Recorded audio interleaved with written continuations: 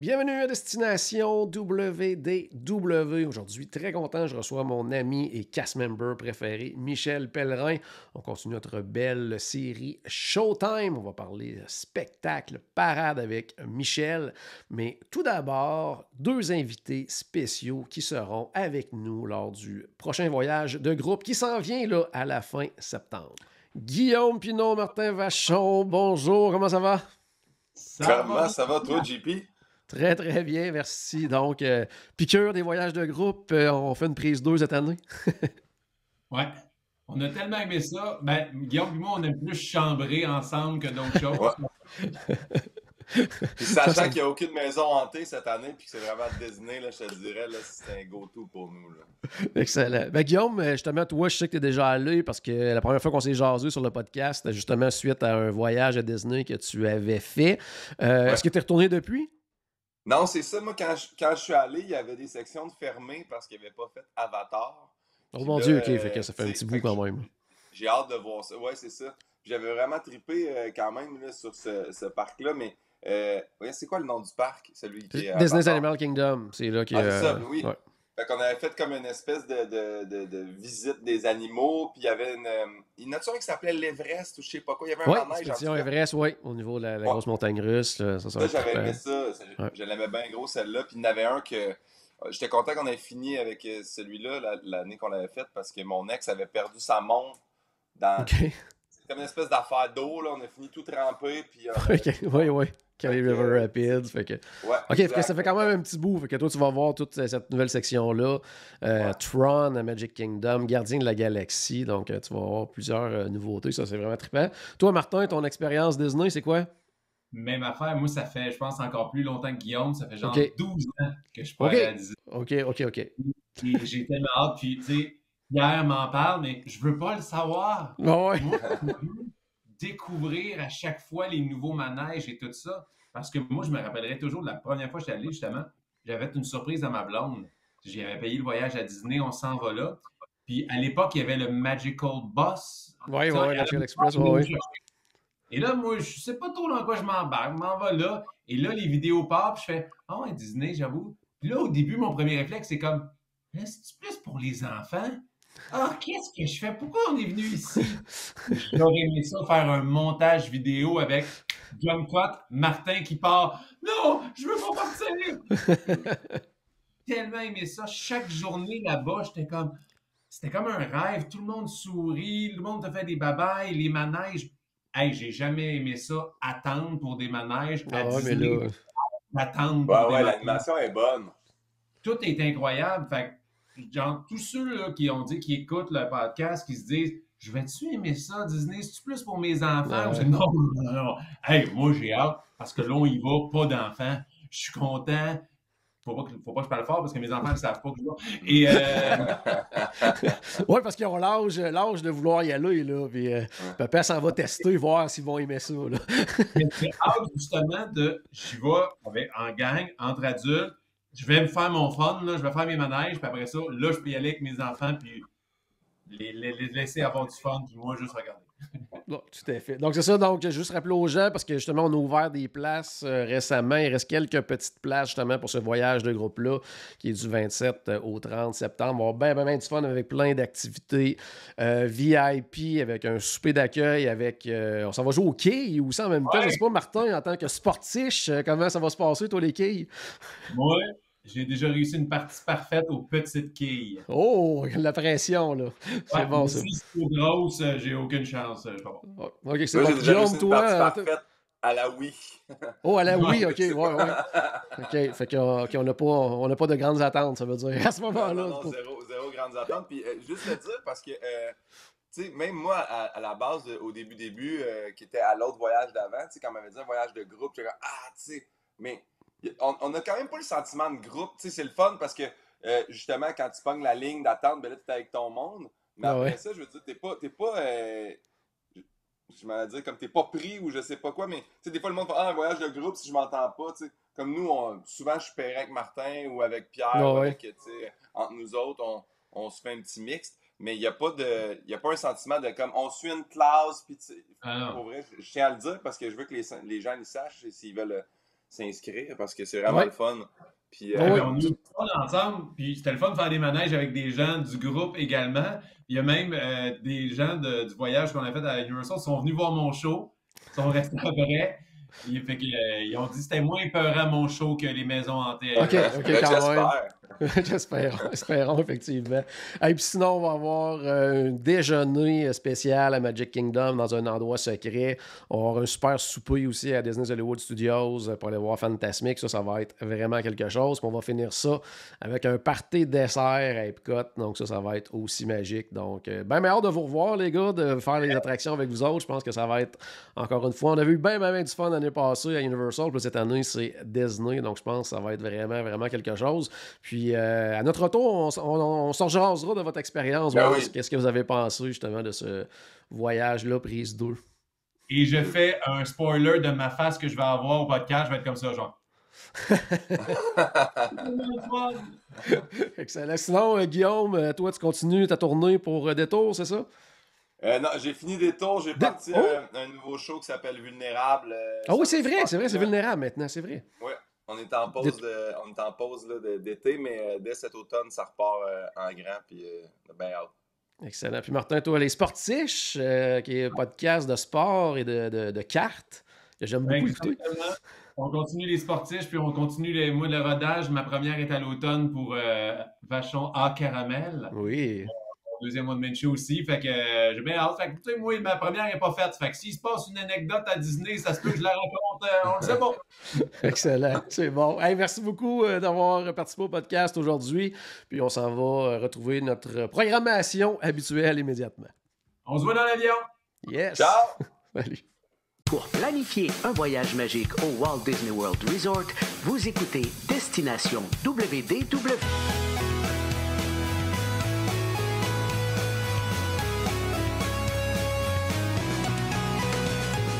Et voici votre animateur et ami personnel de Mickey, Jean-Philippe Paré. Salut Michel. Hey, salut Jean-Philippe et salut tout le monde qui est à l'écoute avec nous. Oh, on fait un voyage aujourd'hui. Oh oui, on s'en va à Californie, Michel, pour le volet spectacle. Puis je crois en plus que c'est une de tes missions préférées là, du côté de Disneyland. Pas rien que du côté de Disneyland, Jean-Philippe, je te dirais probablement ma baisse de toutes les parcs Disney parce que j'étais ému et choyé de cette invitation-là parce que, tu sais, quand tu te sens utile puis au bon endroit puis tu te dis, mon Dieu, les étoiles sont alignées, mais avoir le privilège d'embarquer sur une grosse production, mais que tu viennes d'arriver à peine dans l'équipe, là. Oui, ça faisait longtemps que j'étais pour Disney, mais à ce poste-là, tu sais, 2011, officiellement là, on arrive pour les préparations pour 2013. Là, c'est comme, hey, je m'en vais en Californie. Hey, mais c'est ça. Fait que je me retrouve dans une mission dans le parc original. C'était un gros wow. En passant, on vient de célébrer, tu sais, c'est le 25 mai, la fête. Fait qu'on vient de tout juste, ça fait 11 ans déjà. Et le 25 mai 2013, c'était la première au Fantasy Theater à Disneyland. Et Mickey, l'interprète principal qui était là, habillé en apprenti sorcier, qui cherche à maîtriser les couleurs sur un tableau magique à l'insu du grand magicien Yen Sid. Puis les arrangements musicaux sont faits par Timothy Williams et c'était, je ne veux pas être prétentieux, mais une très belle production. C'était une très belle production. Moi, c'est probablement le plus beau spectacle là, que j'ai vu de Disney. Là. C'était incroyable comme show. On parle bien sûr de Mickey and the Magical Map. Dans quel univers et quel personnage le public suivait lors de ce show-là? Ben oui, en fait, dès l'ouverture, on était dans l'atelier de Yen Sid et avec tous les peintres et mon ami Mickey qui était là. Et là, on avait un gros tableau sur le livre de la jungle. On avait un gros tableau sur la petite sirène. Après ça, rarement qu'on a ça, mais on avait un beau Lilo and Stitch avec les... Vraiment, on était sur le bord de la plage à Hawaï, c'était magnifique. Une scène un peu plus intime avec juste 3 solistes, Pocahontas, Réponse et Moulin, qui étaient là pour un beau moment d'émotion. Puis on arrivait avec le grand final dans l'univers de Tiana, de Le Princesse et la Grenouille. C'était un 22 minutes assez intense. Puis en passant, je t'ai entendu dire Mickey and the Magical Map. Est-ce qu'on avait oublié déjà de dire le titre du spectacle au début? Oui, je crois que oui. Je pense qu'on en avait pas parlé. Mon Dieu! Fallait-tu que je sois énervé? Mais oui, je dis encore Mickey and the Magical Map. Mais ce que les gens doivent savoir justement sur ce show-là, c'est que en fait, le type de conception, c'était complètement nouveau, là, avec une nouvelle technologie là, que Disney utilisait pour une première fois. Là. Exact, on parle des écrans. Là, on commence à voir du mouvement virtuel au-delà de ce que nous, on peut faire live avec des décors fixes, mais qui bougent. Là, on a des écrans, puis là, on peut aller partout. Puis c'est un nouveau concept qui est devenu quand même une signature pour Disney dans plusieurs parcs, avec des concepts similaires qu'on a, exemple, à Hong Kong Disneyland, on a Mickey and the Wondrous Book, puis on a quelque chose de similaire aussi sur le Walt Disney Studio à Paris. On a le Mickey et le Magicien. Vraiment, c'est une nouvelle façon. L'écran vient complètement changer la donne et la façon de créer le spectacle. Oui, puis ce que je trouvais le fun dans ce spectacle-là, puis je pense que tu vas être d'accord avec moi, Michel, c'est que justement, l'écran venait apporter quelque chose de plus au spectacle et ne remplaçait pas, exemple, des danseurs, des comédiens, des choses comme ça. Ça venait comme contribuer à ce que les danseurs créaient dans le spectacle. Donc, c'était un gros plus à ce niveau-là. Là. Exactement. Alors, tu as très bien dit, ça remplaçait pas quelqu'un, ça prenait sa place. Quelquefois, maintenant, malheureusement, ça prend la place de quelqu'un, mais à cette époque-là, vraiment, chacun avait sa place, puis mon Dieu, que c'était une belle trouvaille, cet écran-là. Oui, c'est ça. Puis moi, pour avoir vu le spectacle, bon, oui, au niveau de la scène, ça, c'était magnifique et tout ça. Mais il y avait aussi les costumes qui étaient un nouveau style là, au niveau des costumes pour les danseurs. C'était quoi tout le processus pour arriver justement au résultat final là, présenté sur scène? Là? On était dans une grande mode où ce que le steampunk, on appelle ça comme ça, la mode steampunk était très, tu sais, le début 1900, Jules Verne et compagnie. Puis là, on a dit, hey, on amène ça dans le look des danseurs. Fait que c'est le fun parce que là, au lieu d'avoir tous les danseurs habillés pareil, tous les gars, toutes les filles, on y va sur la morphologie des gens, même si c'est quand même similaire comme morphologie de danseurs, mais on va aller chercher quelque chose, une touche sur cette personne-là, celle-là. OK, on va enlever les perruques, tu sais, je veux dire, le look, toi, naturellement, qu'est-ce que t'es? Elle est blonde, elle est... Tu sais, aller chercher tout ça mélangé. Les danseurs étaient vraiment mis de l'avant et personnalisés pour chaque artiste. C'était vraiment le fun. Fait qu'on avait 2 costumes différents pour les danseurs, puis on avait quasiment pour les danseuses, je veux dire, et les danseurs, quasiment des costumes tous différents pour tout le monde. C'était magnifique. Alors, on avait vraiment, là, le global de tout ça. Puis les autres parcs aussi l'ont utilisé. Parade à Paris, on voit Mickey Mouse habillé en steampunk, les personnages, tout. Ça donne un beau look, ça donne quelque chose de mystérieux. Puis on a le goût, on est attiré par ça, on ne sait pas pourquoi, mais quel beau style. Ouais. Puis côté décor aussi, je crois que vous deviez travailler comme... Je pense que tu m'avais dit d'une nouvelle façon là, entre les chorégraphes, le concepteur du décor. Ça, c'est comment ça fonctionnait, ça? Ben oui, parce que maintenant, là, les gens, ils dansent sur l'écran. Puis ça, on va arriver au même endroit parce que Mickey était sur l'écran, parce qu'on veut voir voler Mickey. Puis là, whoop, il rentrait dans l'écran, puis là, on le voyait apparaître en vrai. Puis là, à un moment donné, tu ne sais plus si c'est l'écran ou le vrai. Mais il faut quand même que l'image de l'écran arrive à la bonne place où Mickey Mouse va sortir, puis que la tête... En même temps qu'on perd la tête dans l'écran, qu'on voit apparaître la tête dans l'écran, donc il faut que ça se fasse en même temps. Fait qu'on n'a pas le choix d'avoir de la conception, la danse, les danseurs, même à faire. Tu sais, dans certains cas, je parle exemple à Hong Kong, on a des danseurs qui dansent dans Aladdin, sont là, ils dansent, ils vont arriver sur le bord de l'écran. Une fois qu'ils arrivent au bout de l'écran, la vraie danseuse sort à côté. Il faut vraiment qu'on arrive au bon moment puis à la bonne hauteur pour avoir vraiment la sensation. Alors écoute, oui, c'est un travail vraiment de maître à faire. Il faut arriver à avoir la bonne synchro. Mais quand on voit ça, on fait dessiner les dessins devant nous, mais quand on arrive sur le produit final, c'est donc bien magnifique. Mais allez visionner ça, là. Vous allez le voir aussi sur YouTube, là. Vous l'avez, Mickey and the Magical Map. Vous allez voir les effets de Mickey dans l'écran et tout ça, là. C'est vraiment magnifique. Oui, tout à fait, tout à fait. Puis bon, pour les gens qui nous suivent depuis très longtemps, là, connaissent un petit peu ton parcours et tout ça, mais pour les gens, mettons, qui nous écoutent pour une première fois, quoi que ce soit, c'était quoi, toi, ta contribution à toi sur ce spectacle-là? C'était de quoi tu t'occupais? Écoutez, le début avec les pinceaux, moi, en fait, chez Disney, mon travail à moi, c'est de bouger les équipements. Alors, quand tu vois un danseur avec quelque chose dans les mains, c'est souvent moi qui est derrière. Et puis, on est sur la fin, on est dans des nouvelles productions. Moi, c'est toutes ces années-là à moi. Mais on danse avec des pinceaux géants. Donc, on a besoin de la manipulation. Alors, moi, c'est ma spécialité à moi. Donc, non seulement j'étais content, mais pas avoir une contribution dans le show, mais c'est l'ouverture du spectacle. Alors, vous irez voir dans le début, vous allez voir ça. Fait que quand vous allez à Disney, n'importe quel parc, quand vous voyez un drapeau virevolté, quand vous voyez un équipement qui bouge, il y a des grosses chances que je sois en quelque part dans ce processus-là pour arriver là. Mais ça, c'était une belle magie pour moi et une belle conclusion, une belle signature qui fait que, OK, là, ça, je suis vraiment fier de ça. Et là, surtout, moi, à la première générale, quand j'ai vu arriver Mickey Mouse qui rentre, parce que le premier personnage qui rentre, c'est Mickey, après les pinceaux, écoute, j'aurais pu faire une crise cardiaque, on dirait, en tout cas, oui, mais c'est ça. Fait que pour les nouveaux, c'est ça, mais pour les nouveaux, oui, vous allez me voir souvent avec Jean-Philippe dans le podcast, mais moi, c'est la retraite bientôt, fait que je pars bientôt pour la dernière mission et ça va être terminé pour moi, fait que on fera bien un épisode là-dessus, spécialement. Oh. Tout à fait, tout à fait. Donc, puis allez voir, il y a de très, très bons vidéos, justement, de Mickey and the Magical Map là, sur YouTube et tout ça, parce que malheureusement, le spectacle a pris fin avec la pandémie. Je sais pas si c'était prévu qu'il allait se terminer quand même. Non, c'est ça, hein, c'est vraiment, puis c'est malheureusement pas revenu. Donc, mais c'était un excellent, excellent spectacle. On n'ira pas plus loin parce que je vais avoir un peu de peine, mais c'est ça, là, non seulement ça n'a pas continué et ça devait continuer, on n'a pas eu le party de la fin. Tu sais, à la fin, tu dis, c'est la dernière aujourd'hui, on fait popper le champagne, puis on a du fun, puis on tripe tout le monde ensemble. On n'a même pas eu ce party-là, là, les gens à la fin de Mickey and the Magical Map. Beaucoup de peine, mais très bon souvenir sur YouTube. Allez voir ça. Ouais. C'est maintenant le moment de passer au volet parade avec la plus récente, en fait, du côté de la Californie, Magic Happens.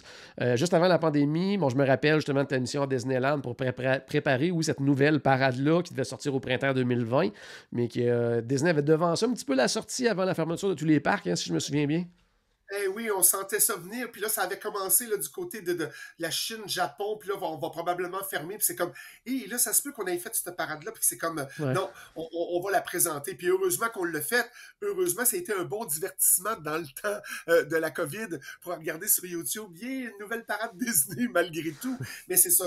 Cette parade-là voulait nous transmettre, c'est que de dire que la magie opère toujours à Disney, puis qu'on n'a pas besoin d'elle pour voler. Viens-t'en chez Disney, là, puis on va te faire flotter, puis tu vas voler. Puis cette parade-là, elle se démarque de toutes les autres parce qu'il y avait plein d'effets spéciaux dans la parade, puis des projections, comme une parade de nuit, mais de jour. Mais là, les écrans sont rendus tellement forts, tu te dis, ben voyons donc, au soleil, on verra rien sur l'écran. Non, les écrans sont assez forts, puis on le voit. C'est sûr que quand tu vois la parade le soir, une fois que c'est tombé, on représentait Magic Happens.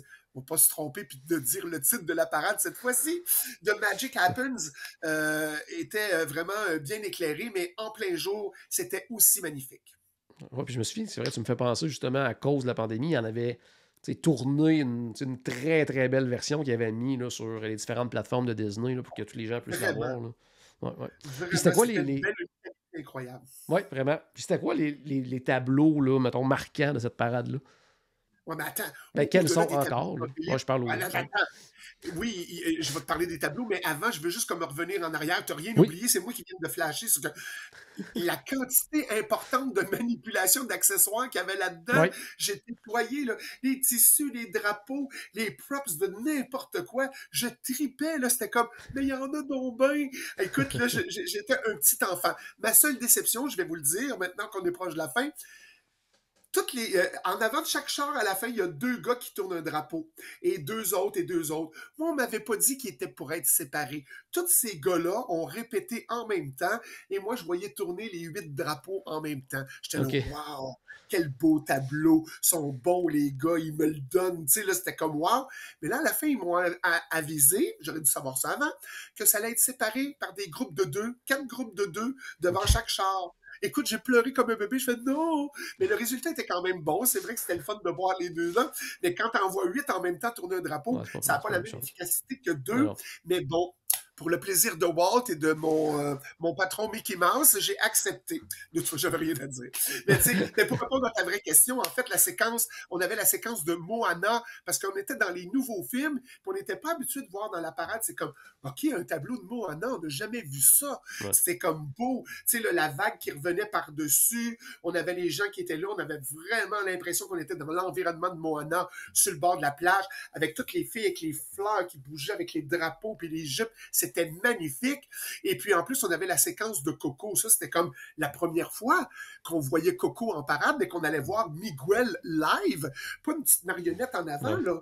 Le vrai Miguel, là, avec la guitare d'Ernesto de la Cruz pour la première fois live. Le char était vraiment inspiré. Quand tu as aimé le film, c'était la transition entre la terre des vivants et la terre des morts. Donc, le pont avec les fameuses feuilles couleur d'automne. Le char, c'était ça. Puis on avait l'esprit des animaux qui allaient rejoindre la procession, les petits dragons, toutes sortes de couleurs. Puis même Dante, le chien de Miguel, qui était là sur le char, c'était magnifique.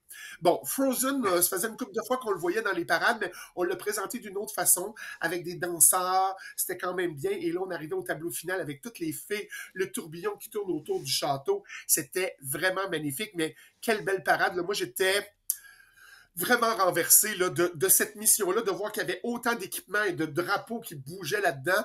Je me suis plu comme un petit bébé là-bas. Fait que c'était magnifique. Tout à fait. Puis, bien, parlant de magnifique, et la musique aussi de la parade qui fut très appréciée et adoptée rapidement par tout le monde. Puis c'était pas un compositeur de Disney qui avait eu le mandat de créer cette musique-là. Non.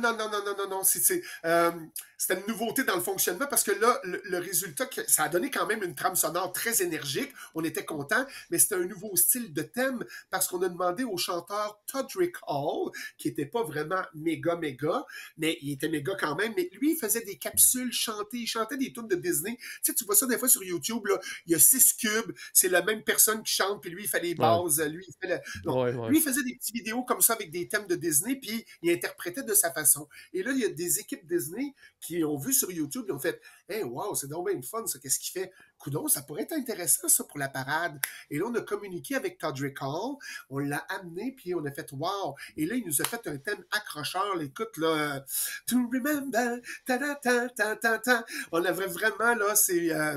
Magic happens. Puis là, on a fait un test, on a dit, ça va-tu prendre ça? Fait qu'il y a un extrait qui a été présenté au D23 Expo. Juste avant, on l'a fait chanter par Jordan Fisher. Puis tout le monde a fait, wow, as-tu vu le thème? On avait mis juste quelques danseurs. Puis là, Disney a dit, ça va être un succès.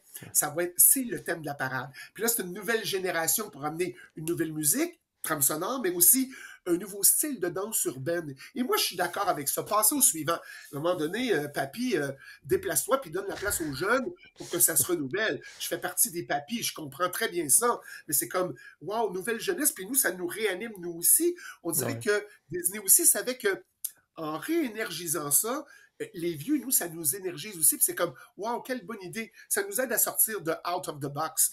Fait que moi, je suis content parce que justement, je suis justement rendu à cette porte-là où on se retire, tu fais, wow, il y a des beaux sujets qui sont là, puis des belles créations, toutes placées en moderne. Allez voir ça là, sur YouTube. Tu as juste à faire Todrick Hall, puis tu vas aller voir les petites chansons qui dansent, puis tout, c'est magnifique. Mais c'est ça, le thème est accrocheur, puis c'est super magnifique. On est vraiment content parce qu'on est dans le cœur de la session avec les histoires de Disney, mais avec les thèmes différents. Puis la magie a fonctionné. Magic happens. Mais une petite question justement là-dessus au niveau de la musique et tout ça. Je pense qu'on n'en a jamais discuté ensemble à ce niveau-là, au niveau de la production en tant que telle. Est-ce que c'est un gros défi justement tout le côté synchronisé là, parce que j'imagine qu'il y a il y a des haut-parleurs dans les parcs, il y en a sur les chars et tout ça. Est-ce que c'est un gros défi quand on fait une parade justement que tout fonctionne parfaitement? Tu sais, s'il arrive un pépin ou quoi que ce soit dans la parade là?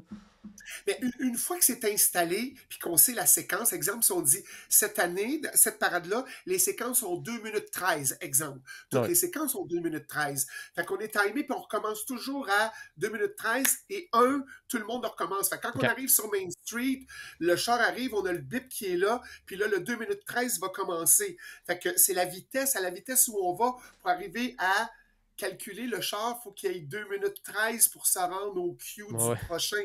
Fait que c'est OK. pour ça qu'on répète la nuit et la vitesse est super importante pour ne pas devancer le 2 minutes 13. Des fois, c'est 2 minutes 46.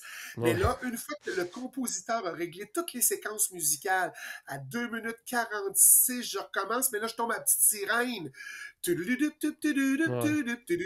À l'autre 2 minutes 46, je vais recommencer. Fait que souvent, le début des thèmes, c'est le thème général qu'on entend. Exemple, Ouais. si je reprends Spectromagic, dans toutes les 2 minutes 26, j'entendais pam, ta-da-da, ta-ta, ta-da-da. Fait que j'ai le thème qui commence, puis après ça, on va dans la spécification du tableau qu'on a. On finit pour remonter à 2 minutes 25, on arrive proche de la fin du thème. Tam, tadadam, tam, tadadam, tam. Pum, tadada, tata. Fait que c'est la vitesse qui fait la différence, mais c'est pas si compliqué que ça. OK. Sûrement, ça a été compliqué pour les premiers, ceux qui Ouais. ont mis ça en place pour que ça soit vraiment on the spot. Mais une fois que c'est fait, là, on dirait que je te raconte ça, puis je fais, ben, c'est une banalité pour nous autres, mais non, Ouais. c'est pas banal, effectivement, de recommencer là. Fait que c'est pour ça que quelquefois, quand on organise des parades dans d'autres organisations, des fois, ça ne fonctionne pas parce que les thèmes n'ont pas la même longueur de Ouais. temps. Puis là, ils voudraient faire comme à Disney, mais ça ne fonctionne pas toujours. Mais c'est pas grave. Un jour, on comprendra. Mais c'est ça, que la magie tourbillonne tout le monde autour de vous. Puis je suis super content. C'est un épisode super génial et émotif pour moi, surtout en fin de parcours, de parler de ça. Mais il ne faut pas manquer le prochain parce que dans notre 5e épisode de cette série-là, on vous ramène au Magic, dans le Walt Disney World Resort. On va aller à Epcot pour parler du show nocturne Illumination. Et on va retourner au Magic Kingdom pour voir la nouvelle parade Festival of Fantasy Parade. Oh yeah, ça promet, ça promet. Un gros Oui, merci, alors- Michel, encore une fois. Toujours un plaisir de t'avoir avec nous à la maison. J'espère qu'on a acheté un tout petit peu de magie dans votre journée. N'oubliez pas que tout a commencé par une souris et on se revoit très bientôt. Salut tout le monde! Bye bye!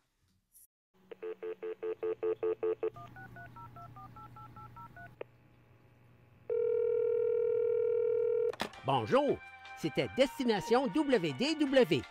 Tous nos épisodes sont disponibles en archive au destinationwdw.ca. Saviez-vous que vous pouvez nous aider en vous abonnant à notre page Facebook, à notre chaîne YouTube ou en partageant nos épisodes sur vos réseaux sociaux? Ça vous coûte pas une Christie de scène et ça nous fait encore plus plaisir qu'une délicieuse Mickey Bar. Pensez-y! Ça vous coûte pas une Christie de scène et ça nous fait presque autant plaisir qu'un souper au Polite Pig. Pensez-y! Ça vous coûte pas une Christie de scène et ça nous fait presque aussi plaisir que 10 minutes d'attente pour Ratatouille. Pensez-y!